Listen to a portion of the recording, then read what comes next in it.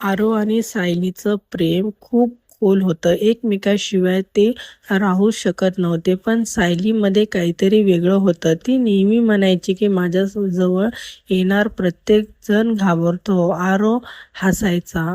त्याला वाटायचं ती फक्त घाबरत आहे. त्या दिवस सायली अचानक गायब झाली. ना फोन ना काही संपर्क. आरो वेडा झाला. तिला शोधत राहिला. शेवटी त्याला एक जण घर सापडलं. तिथे सायली राहायची. तो आत गेला आणि सगळीकडे अंधार होता. भिंतीवर फोटो लटकलेलं होतं. प्रत्येक फोटोमध्ये सायलीसोबत एक मुलगा आणि सगळ्यांच्या चेहऱ्यावर एकच गोष्ट होती, भीती. शेवटच्या फोटोमध्ये आरव स्वतः होता.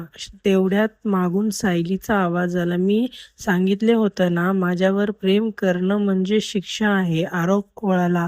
सायली तिथेच उभी होती, पण तिचे डोळे रिकामे होते. क्षणात दरवाजा बंद झाला आणि त्या घरात अजून एक फोटो आढळला.